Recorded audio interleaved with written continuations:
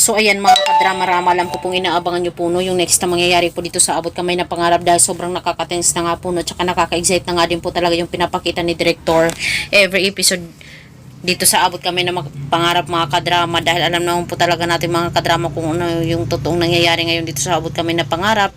Habang napapalapit na nga po yung pagtatapos nito, talagang critical nga po ngayon yung nangyari nga po dito kay Justin. Imbis na yung time na yun ay sasabihin na niya yung katotohanan about sa kanyang nalalaman, talagang iniba na naman talaga ni Director. Binigyan na naman niya talaga ng twist tayo ng mga kadrama, lahat na lang talaga ng mga may nakakaalam talaga about talaga sa mga sekreto ay talagang may mangyayari talaga sa kanila, mga aksidente po talaga sila.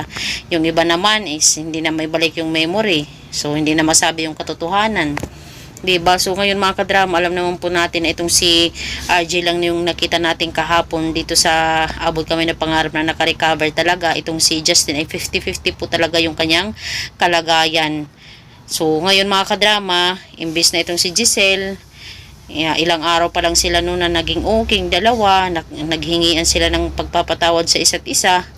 So ito na naman ngayon yung nangyari kay Justin dahil nga po sa sekreto na nalalaman niya ay ito po yung nangyari sa kanya. Kagaya po siya ni Duke Lindon dahil nga po sa sekreto din na nalalaman ni Duke Lindon about talaga sa pagkatao dito kay Zoe ay talagang namatay po siya dahil po sa kagagawan ni Carlos. So ngayon naman itong si Justin, ang nakakaalam ng sekreto nila, si Moira na naman talaga yung gumawa ng paraan talaga para na naman siya mawala, para hindi masabi yung katotohanan.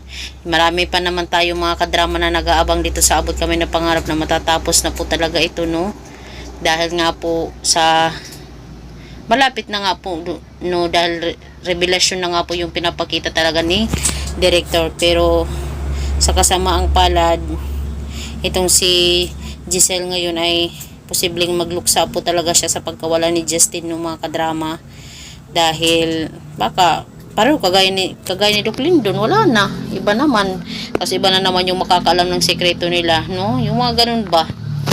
Ay nako talaga itong si Director, talagang nasasaktan na tayo mga kadrama, char, dahil hindi pa nare-reveal nga po talaga yung katotohanan talaga about kay Zoe, kay Moira, kay Carlos, diba? Sige lang po mga kadrama, dahil at the end talaga pagbabayarin talaga ni Director yung mga na maliit na gumawa ng mga bagay na hindi talaga dapat no. So mga kadrama, hoping nga po talaga hindi talaga mawala itong si Justin.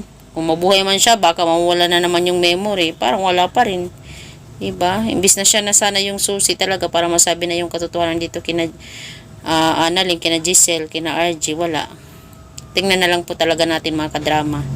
So yun po mga kadrama, maraming salamat lagi sa palagi niyong panonood. Huwag niyo pong kalimutan na i-like, i-share, at i-subscribe yung aking channel para sa susunod na video mga kadrama is ma-update ko po kayo. Thank you for always watching. Bye! Abangan mga kadrama.